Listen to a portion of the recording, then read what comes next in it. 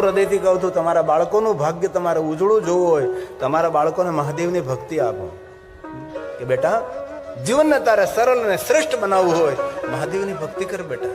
જરૂર તને smart mobile હું આપીશ, પણ એક બેટા રુદ્રાક્ષની માળા લઈ લે અને રોજની એક માળા ઓમ નમઃ શિવાયની કર, તારો બેડો પાર બેટા. દુનિયામાં કોઈ તને રોકી ન શકે, કોઈ તારો વાળપણ વાંકો ન કરી શકે બેટા. એક માળા કર ઓમ નમઃ શિવાય.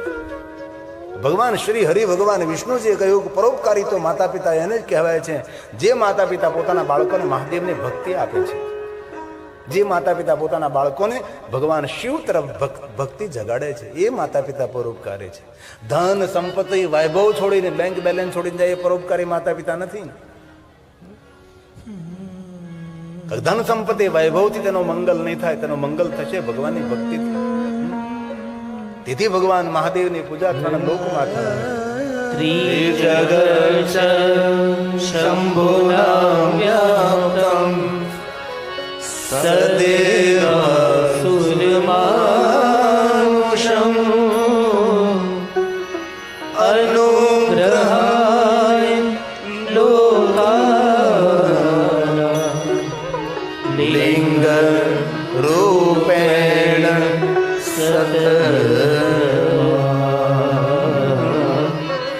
લિંગ રૂપેણ સત. એક શિવલિંગની પૂજા કરો, વિશ્વના દરેક દેવી દેવતાઓની પૂજાનું ફળ પ્રાપ્ત થાય છે. એક શિવલિંગની પૂજા કઈ રીતે બ્રહ્મા સમજાવે છે, જેમ વૃક્ષના મૂળની અંદર જલ અર્પણ કરીએ, મૂળ વડે, થડ વડે, ડાળી વડે એક એક પર્ણને પાણી મળે છે. એવું કોઈ દી કર્યું આપણે કે કોઈ વૃક્ષને લીલું રાખવા માટે એક એક પાનને પાણી પાવા ગયા આપણે? નહીં. સીધી જ વાત છે ને, વૃક્ષના મૂળમાં તમે પાણી અર્પણ કરીએ એટલે મૂળ વડે જેટલા પર્ણ છે એટલા બધા જ પર્ણોને પાણી મળી જાય છે. એ જ રીતે ભગવાન શિવનું જે અર્ચન કરે છે તેનાથી દરેક દેવતાઓની પૂજા સંપન્ન બને છે. આ કોઈ કાલ્પનિક વાત નથી કહેતો, સિદ્ધાંત સાથે તમને કહેવાનો પ્રયાસ કરું છું. શાખા પુષ્યંતી, શાખાને પુલકિતને એકદમ લીલી હરીભરી રાખવી હોય તો એ વૃક્ષના મૂળમાં જલ અર્પણ કરવું પડે છે. આ સિદ્ધાંત પ્રકૃતિનો છે. શાખા પુષ્યંતિ વૃક્ષસ્ય વૃક્ષમૂલસ્ય સેચના. મૂળમાં જલનું સિંચન કરો તો વૃક્ષ હંમેશા લીલું છમ રહે. એ જ રીતે આપણા પરિવારને સુરક્ષિત અને સલામત અને ખુશખુશાલ રાખવો છે તો ભગવાન શિવનું અર્ચન કરો. તદવદસ્ય વપુર્વિશ્વં પુષ્યન્તે ચ શિવાર્ચના પુષ્યન્તે ચ શિવાર્ચના. એક શિવનું અર્ચન કરવાથી પંચાયત પૂજા. આપણે સનાતનના ભગવાન કેટલા? 5 ને. આમાં ઘણા ખબર ન હોય 5 કોણ કોણ. એક શંકર ભગવાન, એક પાર્વતી, ગણપતિ, એક ઘરના 3. ચૂંટણી થાય તો સરપંચ શિવ જ બને. એક ઘરના 3, બાકીના 2. ઘરનો કોઈ બીજી જગ્યાએ મતદાન કર્યા હોય તો વસ્તુ અલગ છે. ભગવાન વિષ્ણુજી ને ભગવાન સૂર્યનારાયણ, આ 5 દેવતા આપણા સનાતનની પરંપરા. ભગવાન સ્વામિનારાયણ પણ શિક્ષાપત્રીમાં કહ્યું કે મારી પૂજા કરો એ પહેલા 5 દેવતાઓની પૂજા કરવી. ભગવાન સ્વામિનારાયણે કહ્યું કે તમે મારી પૂજા કરો એ પહેલા પંચાયત પૂજનમ સર્વ કાર્ય સિદ્ધર્થે. તમારા બધા જ કાર્યો સિદ્ધ થશે જો તમે ભગવાન શંકર, મા પાર્વતી, ભગવાન ગણેશજી, વિષ્ણુ ભગવાન અને સૂર્યનારાયણની 5 દેવતાઓની પૂજા કરશો તો તમારા બધા જ કામો પૂરા થશે. આદિ જગતગુરુ શંકરાચાર્ય મહારાજે કહ્યું સનાતનની પરંપરામાં 5 દેવતા પ્રધાન રહેશે. પછી ભલે માતાજીના ઘણા બધા સ્વરૂપો, ચામુંડા હોય, ખોડિયાર હોય, મેલડી હોય, વહાણવટી સિકોતર હોય, પછી અંબા હોય, અનેક જે તમને દેવીનું સ્વરૂપ લાગે તે શક્તિ પૂજા. વિષ્ણુને કોઈ પણ રૂપમાં, ભગવાન રામના રૂપમાં, કૃષ્ણના રૂપમાં, રામાપીરના રૂપમાં, કોઈ પણ પરંપરામાં તમે લઈ શકો છો. પણ શિવ મહાપુરાણમાં એમ કહ્યું કે જે વ્યક્તિ 5 દેવતાઓની પૂજા ન કરી શકે, એક શિવની પૂજા કરે તો પણ પંચાયત પૂજા પૂર્ણ થાય. એક શિવની પૂજા કરવાથી તો પણ 5 દેવતાઓની પૂજા ભગવાન શિવની પૂજાની અંદર સમાયેલી છે. એકસ્ય તે અર્ચના કરો તો પંચાયતન પૂજનમ. 5 દેવતાઓની પૂજા સંપૂર્ણ બને છે. બ્રહ્મા નારદને કહે છે, નારદ વધારે કાંઈ ન થઈ શકે તો પ્રાતકાલે ભગવાન શિવને યાદ કરવા, વિશેષ પ્રકારે યાદ કરવા મહાદેવને પ્રાતકાલ. અને જે પ્રાતકાલ મહાદેવને યાદ નથી કરતો એ મનુષ્ય પ્રકૃતિનો ઋણી રહે છે. પ્રકૃતિ મતલબ ધરતી, વૃક્ષો, જલ, આકાશ, સૂર્યપ્રકાશ, જે પ્રકૃતિ થકી આપણું જીવન નિર્ભર રહેલું છે એ પ્રકૃતિના ઋણમાંથી મુક્ત રહેવું હોય તેને પ્રાતકાલે ભગવાન મહાદેવને યાદ કરવા. મધ્યાહને કામિકમ, મધ્યાહને યાદ કરવાથી દરેક કામનાઓની પૂર્તિ થાય છે. અને સંધ્યા સમયે શિવને યાદ કરવાથી શાંતિની પ્રાપ્તિ થાય છે. ત્રિસમય ભગવાન શિવને યાદ કરવા. શિવ મહાપડ ગ્રંથની અંદર ભગવાન મહાદેવની વિધિ અલગ અલગ વિધિ વિધાન પ્રમાણે પૂજા અર્ચનની બહુ જ મહિમા ગાયો છે. તેથી પ્રાતકાલે ભગવાન શિવને યાદ કરવા, શિવનું પૂજન કરવું. મધ્યાહને ભગવાન મહાદેવને યાદ કરવા, મધ્યાહને ભગવાન શિવનું પૂજન કરવું. સંધ્યા સમયે ભૂલા વગર ભગવાન મહાદેવની પૂજા કરવી, ભગવાન શિવને યાદ કરવા, ભગવાન શિવનું સ્મરણ કરવું. આવું શિવ મહાપડ ગ્રંથમાં કહ્યું છે. પણ ભગવાન વ્યાસે ટકોર કરી છે કે સવારમાં ભગવાન શિવનું પૂજન કરો, મધ્યાહને શિવનું પૂજન કરો, સંધ્યા સમયે શિવનું પૂજન કરો, નિત્ય શિવનું પૂજન કરો, સોમવારે શિવની પૂજા કરો, ત્રયોદશીના દિવસે શિવની પૂજા કરો. માક્ષર માસની શિવરાત્રી 29 તારીખે આવે છે. અને આપણે કેટલા આમજાવાળા ભાગશાળી છે કે માક્ષર મહિનામાં ભગવાન મહાદેવની કથાનું શ્રવણ કરી રહ્યા છે. કારણ કે માક્ષર મહિનો શ્રાવણ મહિના સમાન મહિનો છે. પવિત્ર શ્રાવણ માસનો જે મહિમા છે એ જ મહિમા માક્ષર માસનો છે. અને મોટી મહાશિવરાત્રીનું જે પુણ્ય છે એ મહાશિવરાત્રીનું પુણ્ય આ માક્ષર માસની શિવરાત્રીનું પુણ્ય છે. 29 તારીખે શિવરાત્રી છે. આજે કેટલા 28 થી ને આજે 28 થી આજે કદાચ પ્રદોષ હોઈ શકે છે. આવતીકાલે 29 તારીખે શિવરાત્રી છે. જે દર મહિને શિવરાત્રી આવે છે તે કૃષ્ણ પક્ષની શિવરાત્રી. 29 તારીખની જે શિવરાત્રી છે 29 ડિસેમ્બર 2024 આવતીકાલે છે. આવતીકાલે જે શિવરાત્રી છે એ જે મોટી મહાશિવરાત્રી છે એના સમાન પુણ્ય આપનારી છે. થઈ શકે તો આવતીકાલે ઉપવાસ કરજો, અને ઉપવાસ થઈ શકે તો એક સમય ભોજન કરજો. એક સમય ભોજન કરે સંતોષ ને તો 2 સમય ભોજન કરજો. 2 સમય ભોજન કરે સંતોષ ને તો 3 સમય ભોજન કરજો. 3 સમય ભોજન કરે સંતોષ ને તો 4 સમય ભોજન કરજો. નિરંતર ખાજો પણ શિવાલયે જાજો, શિવાલયે પહોંચજો. આટલું સુંદર આપણા ગામનું સુંદર શિવાલય નીલકંઠ મહાદેવનું જીર્ણોદ્ધાર થવાનો છે. શિવાલય આપણું મંગલ કરે, શિવાલય આપણું કલ્યાણ કરે છે, આપણી પ્રજાનું સુખ કરે છે, એ શિવાલય છે. પણ ભગવાન વ્યાસજીએ ટકોર કરી છે કે નિરંતર શિવ પૂજા કરતા રહીએ, નિરંતર ભજન કરતા રહીએ, બુદ્ધિ શુદ્ધ થાય, વિચારો શુદ્ધ થાય, વિચારો પાવન બને, જીવન આપણું પાવન બને છે. પણ માણસ માત્ર સુખી થવું હોય તો પોતાના કર્મોને સુધારવા જોઈએ. જ્યાં સુધી આપણા કર્મો નહીં સુધરે ત્યાં સુધી આપણું કલ્યાણ કેવી રીતે થાય? આપણે રોજ સવાર સાંજ રાત્રે દિવસ રાત્રે પૂજા કરતા રહીએ અને માવો ખાતા રહીએ. જો કે આમજામાં તો કોઈ માવો ખાતા જ નથી, તો જરૂર તને આજને તો કાલ તને કેન્સર થવાનું જ છે, કોઈ પીડા થવાની જ છે ને. તેથી કહ્યું આપણા કર્મો સુધારો. કલો યુગે વિશેષણ, કલયુગની અંદર માણસે સારા કર્મો કરવાથી તેને સારું ફળ પ્રાપ્ત થાય છે. આ કયો યુગ આલે છે? આ યુગનું નામ છે કલયુગ. તો જ્યાં સુધી આપણું જીવન આપણે પરિવર્તન ન કરીએ, જ્યાં સુધી આપણી વાણી નહીં બદલીએ, વિચારો નહીં બદલીએ, વ્યવહાર નહીં બદલીએ, ખાણીપીણી નહીં બદલીએ, ત્યાં સુધી કઈ રીતે સુખી થઈએ? કારણ કે કલયુગ ચાલે છે. કલયુગમાં જેવા જેવા આપણે કર્મો કરશું તેવા તેવા આપણને ફળની પ્રાપ્તિ થશે. તેથી સારા કર્મો કરવા, સારા વિચાર, સારું વિચારવું, સારું બોલવું, સારો વ્યવહાર કરવો. તેથી ભગવાન વ્યાસનું વચન છે કે આ બધી જ પૂજા તમે કરો, દિન રાત ભગવાન શિવની પૂજા કરો, પણ જ્યાં સુધી આપણા કર્મો નહીં સુધરે ત્યાં સુધી આપણને સુખ નહીં મળે. સુખી થવા માટે શું કરવું પડે? આપણા જીવનના કર્મોને આપણે બદલવા પડે છે.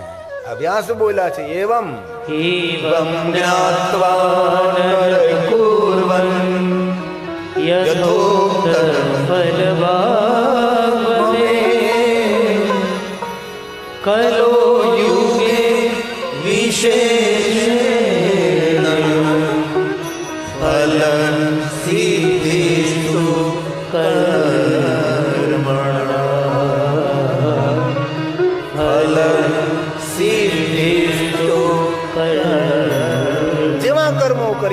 ફળની પ્રાપ્તિ થશે ને.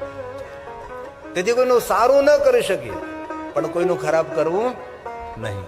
ભલે કોઈના માટે સારું ન વિચારી શકે, પણ કોઈનું નબળું વિચારવું નહીં. હંમેશા વિચારોથી, આપણા વ્યવહારથી આપણે થોડું જીવનને બદલીએ, થોડું પરિવર્તન કરીએ આપણે. બાકી જેવા કર્મો કરીએ એવા ફળ પ્રાપ્ત થશે. રામચરિતમાનસ તુલસી કર્મ પ્રધાન ઈશ્વર અચી વાત. ભગવાન શંકરજી બ્રહ્માને કહ્યું, બ્રહ્મા સાંભળો, તમે સુંદર સૃષ્ટિની રચના કરી છે, પણ કોઈને તમે સુખ નહીં આપી શકો, તમે કોઈને દુઃખ પણ નહીં આપી શકો. સુખ અને દુઃખ એના કર્મો આધારિત રહેશે. સ્વયં શંકર ભગવાને બ્રહ્માજીને કહી દીધું કે બ્રહ્મા કોઈને સુખ નહીં આપી શકો, તમે કોઈને દુઃખ પણ નહીં આપી શકો. સુખ અને દુઃખ એ પોતાના પોતપોતાના કર્મો રહેશે. પેલું જૂનું દ્રષ્ટાંત મેં ઘણી વાર કથામાં કહ્યું છે, પણ ન સાંભળ્યું તેને સાંભળવા મળે. એકાદશીનો દિવસ હતો.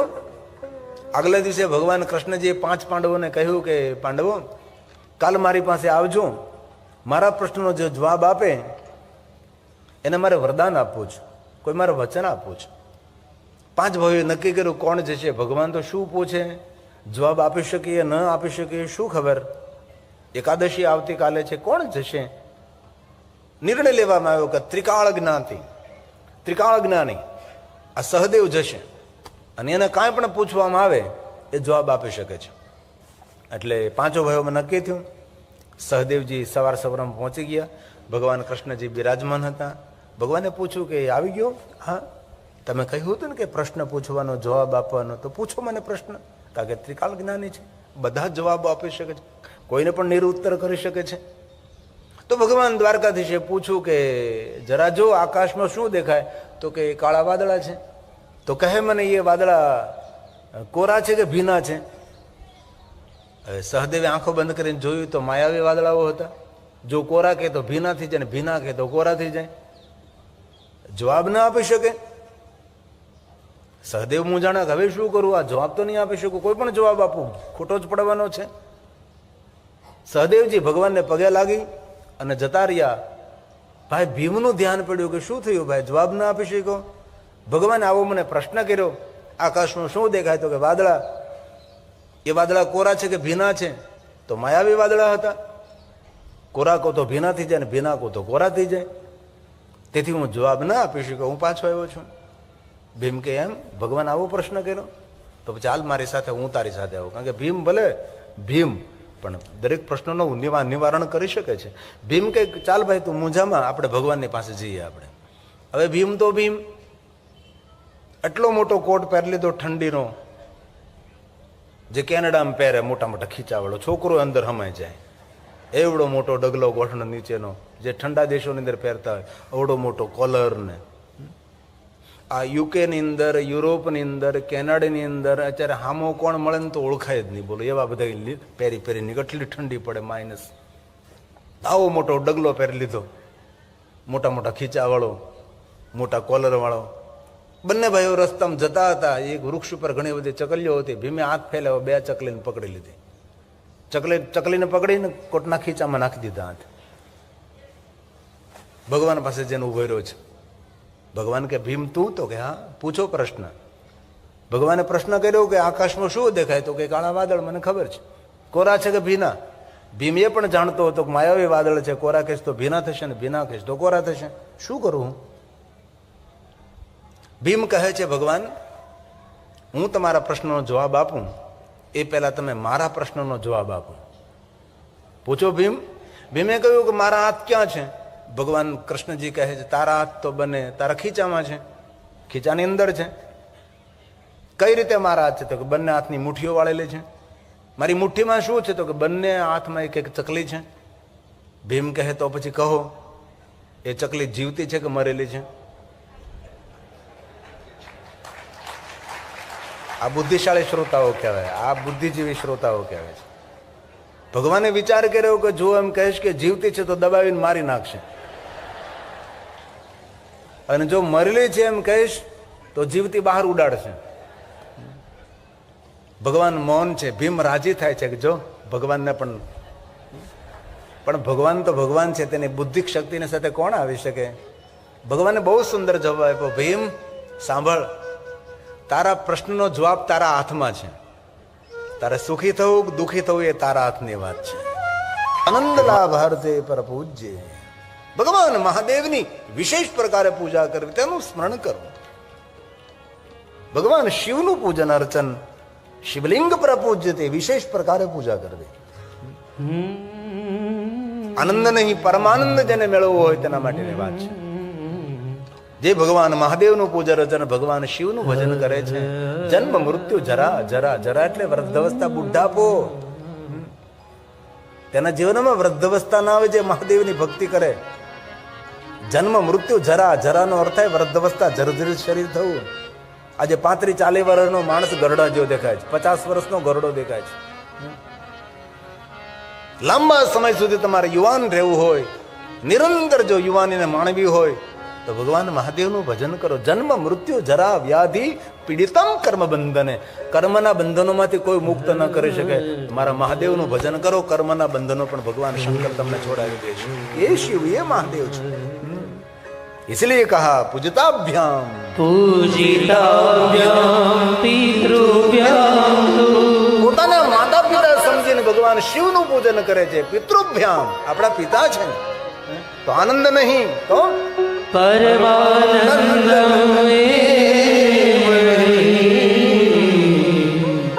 પરમાનંદમ લાભાર્થે શિવલિંગ પ્રપૂજ્યતે. શિવલિંગ પ્રભુ. ભગવાન શિવના દરબારમાં કોઈ ભેદ નહીં. કોણ બ્રાહ્મણ, કોણ ક્ષત્રિય, કોણ વૈશ્ય, કોણ શૂદ્ર, કોણ પ્રતિલોમજ. શિવના દરબારમાં કોઈ જાતિ જ્ઞાતિ વર્ણ ભેદ નથી. મહાદેવના દરબારમાં પવિત્રતાની પ્રધાનતા છે. કોઈ પણ જાતિનો, કોઈ પણ જ્ઞાતિના, કોઈ પણ વર્ણ મહાદેવનું પૂજન કરી શકે છે. સ્વયં બ્રહ્મા બોલે છે, નારદ સાંભળો. બ્રાહ્મણ ક્ષત્રિયો વૈશ્ય શૂદ્રો વા પ્રતિલોમજ. એ જાતિથી જન્મેલો પ્રતિલોમજ. પૂજ્યતે સતતં લિંગં તન્મંત્રેણ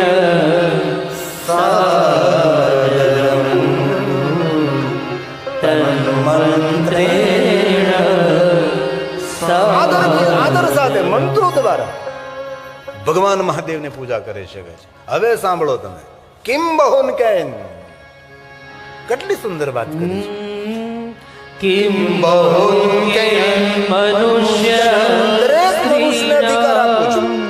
ભગવાને કહ્યું કે દરેક મનુષ્યને અધિકાર આપતો હોય તો નારીને શા માટે ના અધિકાર આપું ભાઈ?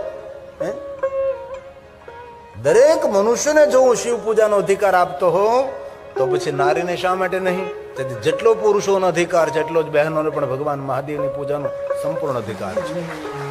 પણ પવિત્રતા પ્રધાન, પવિત્રતા હોવી જોઈએ ભાઈ. બે જ માણસો શિવાલીના ગર્ભગૃહમાં જઈ શકે છે.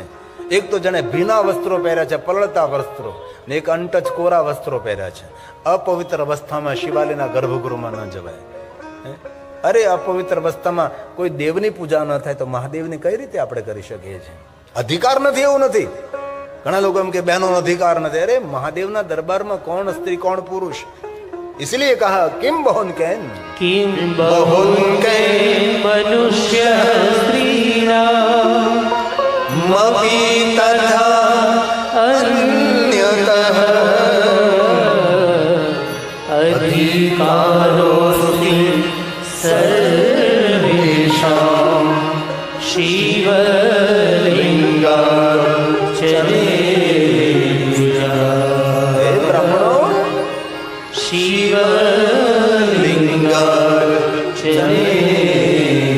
તેથી ભગવાન મહાદેવની પૂજા કરવી. ઘરમાં જે શિવલિંગ રાખીએ તેને ચલિત શિવલિંગ કહેવાય છે. હાલતું ચાલતું હરતું ફરતું શિવલિંગ. મહાદેવના ભક્તોમાં સુંદર, મહાદેવના ભક્તોના ઘરમાં સુંદર શિવલિંગ હોય છે. ઘણા શિવ ભક્તો તો પોતાની સાથે ભગવાન મહાદેવનું લિંગ સ્વરૂપ લાગે. યાદ કરો અહલ્યાબાઈને, મહારાષ્ટ્ર, ઇન્દોરની મહારાણી જ્યાં જાતી ત્યાં શિવલિંગને સાથે લઈને જતી હતી. પોતાની સાથે ભગવાન મહાદેવનું શિવલિંગ રાખતી હતી. એક વાત કહું, જે મહાદેવના ભક્તો છે ને એ આપણા માટે તો વંદનીય છે, પણ શિવપુરાણમાં કહ્યું કે જે મહાદેવના ભક્તો છે વિશ્વના દેવતાઓ માટે પણ વંદનીય છે. વિશ્વના દેવતાઓ તેમને વંદન કરે, મહાદેવની ભક્તિનો મહિમા છે. તો કોને ભગવાન મહાદેવની પહેલી નિરાકાર લિંગ સ્વરૂપની પૂજા કરી? આમ જિંદગી પૂરી ન થાય ધ્યાન રાખજો, કાંઈ ન થાય તો કોઈ વાંધો નહીં, પણ સોમવારે મહાદેવનું દર્શન કરવા તો નીલકંઠને જાજો. બાકી ઢોર ઢાખરમાં પૂરું થઈ જાય. ઘણા મને કે ગામડામાં જઈને કે જાતા જ શિવાલે તો કે ઢોર ઢાખરની ચિંતા. અમારા કાઠિયાવાડનો શબ્દ છે ઢોર ઢાખર. હું પૂછું કે ઢોર તો સમજા, ગાય ભેંસ બળદ, આ ઢોર, આ ઢાખરી ને સમજાણું. એક બેને મને કહેલું, મને કે બાપુ કોઈને કયો ને તો હું કહું ઢાખર હું. મેં તો કોઈને ન કહું, ને કહું તો માઇકમાં જ કહું. તે બેને મને કહેલું કે ઢોર એટલે તમે સમજો બાપુ, ઢોર ઢાકર, ગાય ભેંસ બળદ, આ બધા ઢોર. ઢાકર બીજો કાંઈ નહીં, ઢાકર તમારો ભાઈ. આ શિવાલય જાતો નથી ને મને જવાય નથી દેતો. ઢાકર, ઢાકર એટલે ખરાબ ને, ઢાકર એટલે ઘરનું ઢાંકણ, ઘરનો મોભ. એનું અમારે ધ્યાન રાખવું પડે છે. ઘરનો મોભ છે, ઘરનું ઢાંકણ છે. કોને પહેલી પૂજા કરી મહાદેવના લિંગ સ્વરૂપની? લિંગાષ્ટક છે. અને આપ સૌને પ્રાર્થના, ક્યારે અવસર મળે તો લિંગાષ્ટકનો પાઠ કરજો. સર્વ લિંગોની વંદન, એમાં 12 જ્યોતિર્લિંગ, ઉપલિંગ, સુરલિંગ, ગુરુલિંગ, બધા જ લિંગ સ્વરૂપ લિંગાષ્ટકની અંદર છે. આ ધરતી પર જેટલા શિવલિંગો છે દરેક શિવલિંગોનું આપણે દર્શન ન કરી શકીએ, પણ દરેક શિવલિંગોનું દર્શન અને પૂજન કરવાનું ફલ પ્રાપ્ત કરવું તેને લિંગાષ્ટકનો પાઠ કરવો. આમાંથી ઘણા મહાદેવના પરમ ભક્તો લિંગાષ્ટકનો પાઠ કરતા છે. ભલે કંઠસ્થ હોય કે ન હોય, પણ જીવનમાં કેટલા લોકોએ લિંગાષ્ટકનો પાઠ કર્યો છે? તમે તો બ્રાહ્મણ છો, તમે તો ભગવાન મહાદેવના અંશ કહેવાઓ, તપોધન શૈલેષભાઈ, હિતેન્દ્રભાઈ. તો તમે ખરેખર શિવ અંશ કહેવાઓ. તપોધન બ્રાહ્મણ એટલે મહાદેવના પરમ ભક્ત, મહાદેવના પૂજારી, શિવના દરબારમાં જેમનો સંપૂર્ણ અધિકાર છે. અને મને ગૌરવ છું કે આ વર્ષે મેં તપોધનોની સામે ભગવાન મહાદેવની કથાનું ગાયન કર્યું. મારા માટે ગૌરવની વાત હતી. બધા જ તપોધન બ્રાહ્મણો મહાદેવના પરમ ભક્ત, પરમ ભક્ત, શિવથી વધારે આગળ જાય જ નહીં. બસ શિવ શિવ. ખુશી વ્યક્ત કરું છું. તો ભલા થઈને ક્યારેક પાઠ કરજો. તમારા કુળ ગૌરવ તેને જગો લિંગાષ્ટક અમને જરા સંભળાવો. લિંગાષ્ટક એટલે દરેક લિંગોની વંદના છે, દરેક લિંગોની પૂજા અર્ચન છે, એ લિંગાષ્ટક છે. પહેલી શિવલિંગની પૂજા કોને કરી? તો કે બ્રહ્માએ અને વિષ્ણુજીએ સાથે ભેગા મળીને પ્રથમવાર ભગવાન મહાદેવના લિંગ પૂજાનો પ્રારંભ બ્રહ્મા અને વિષ્ણુ કર્યો છે. આ લિંગાષ્ટકની પહેલી પંક્તિ છે. આપણે રોજ એક અષ્ટક, સ્તુતિ અથવા સ્તવન રોજ એક કરીએ છીએ. આપણે કાલે જે આપણે કર્યું હતું એ દુઃખ અને દરિદ્રતાને દૂર કરનારો સ્તોત્ર, જે ગુરુ વશિષ્ઠ મહારાજે જેની રચના કરી હતી. આ લિંગાષ્ટક આદિ જગતગુરુ શંકરાચાર્ય મહારાજે રચના કરી છે. ભણેલા માણસોએ કરવું જોઈએ. થોડાક વહેલા ઉભા થાવ. તમારા માટે તમે નહીં કરો તો કાલ સવારે ઢળીન મરડી ઠળીન, હાડ જલે જેમ લાકડા, બાલ જલે જેમ ઘાસજી, કંચન વર્ણી કાયા જલશે, કોઈ નહીં આવે પાંચ. 12 દિવસ મોકાણ રાખશે, પછી દુનિયા મિષ્ટાન ખાવાની. સ્વાર્થની સગી દુનિયા, તું ગયા પછી ગમે એટલે જમીન જાગીર મૂકીને જાય, આ દુનિયા તને ભૂલી જવાની છે. ક્યારે અવસર મળે તો મહાદેવના સન્મુખ બેસી આ લિંગાષ્ટકનો પાઠ કરજો. જીવનના હજારો ને કરોડો કામ છોડીને, કરોડો નહીં, કરોડો કરોડો કામ છોડીને, પણ ક્યારેક અવસર મેળવી લેજો, મહાદેવના સામે બેસી લિંગાષ્ટકનો પાઠ કરજો. ધરતી પર જેટલા શિવલિંગો છે દરેક શિવલિંગોની પૂજા અર્ચનનો ફલ લિંગાષ્ટકનો પાઠ જે કરે છે એ મહાદેવના સાનિધ્યમાં રહે છે. સર્વ રીતે તેનું મંગલ ને કલ્યાણ થાય એ લિંગાષ્ટક છે. મહાદેવના ભક્તોએ તો લિંગાષ્ટકનો પાઠ કરવો જ જોઈએ. રોજ એક સ્તોત્ર આપણે લઈએ, રોજ એક સ્તોત્રનો પાઠ કરવા માટે પ્રેરિત કરું છું. કથા સાંભળતા કંઈક તો નિર્ણય લઈએ આપણે. લિંગોત્પત્તિ શ્રુતા શુભા શ્રુત્વા યસ્યા પ્રભાવેને દુઃખ નાશો ભવે દે.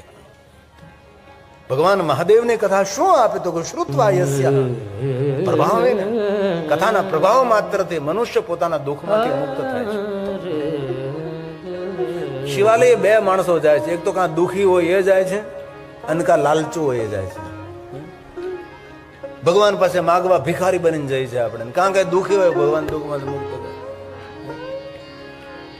ભાગ્યે જ કોઈ એવો હોય કે બિન શરતી ભગવાન મહાદેવને પ્રેમ કરતો હોય, શિવાલય પહોંચી જાય, કાંઈ માગવું નથી ને કાંઈ દુઃખ પણ નથી. મહાદેવ બિન શરતી શરણાગતિ, એવો તો ભાગ્યે કોઈ કોઈ હોય છે.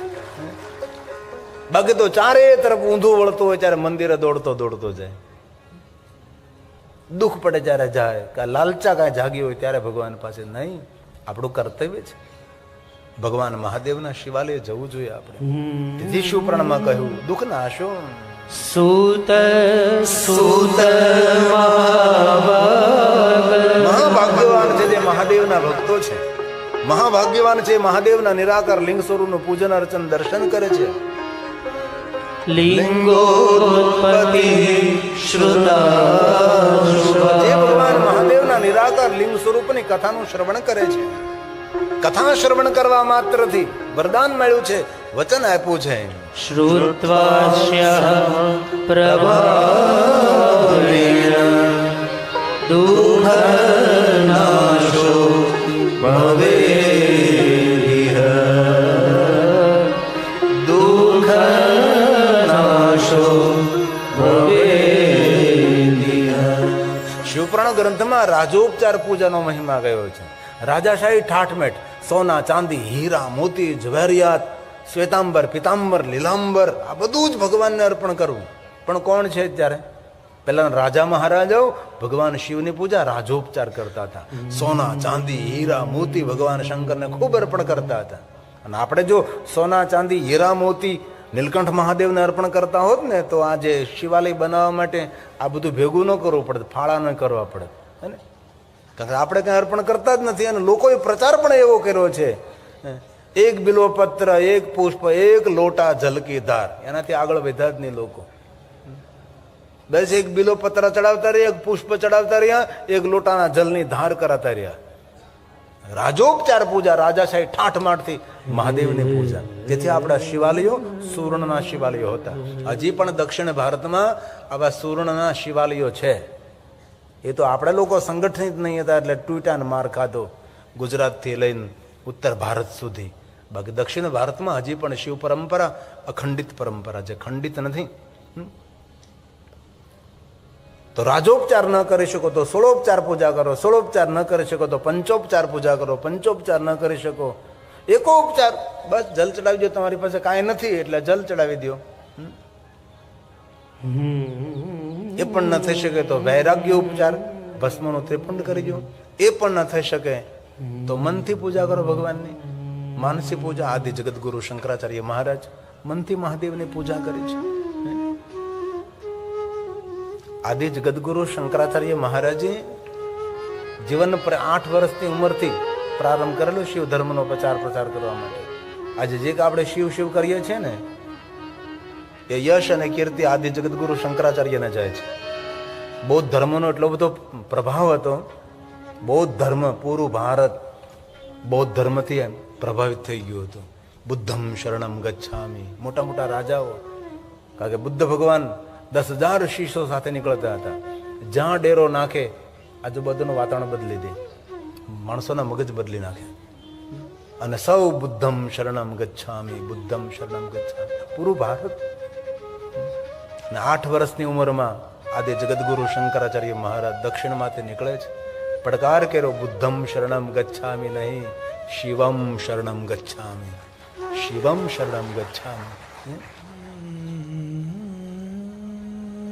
એ આદિગુરુ જગતગુરુ શંકરાચાર્ય મહારાજની રચના છે. માનસ પૂજા, મનથી કરેલી ભગવાન શિવની પૂજા કેટલી સરળ છે. આમ અનેક શિવ ભક્તોને માનસ પૂજા કંઠસ્થ હોય. મનથી કરેલી મહાદેવની પૂજા, મન પરમાત્માને અર્પણ કરવાનું છે. હું તમને કહું છું પણ થોડું થોડું કરજો તમે. ઓમ ભક્તિ ધારા ગુજરાતી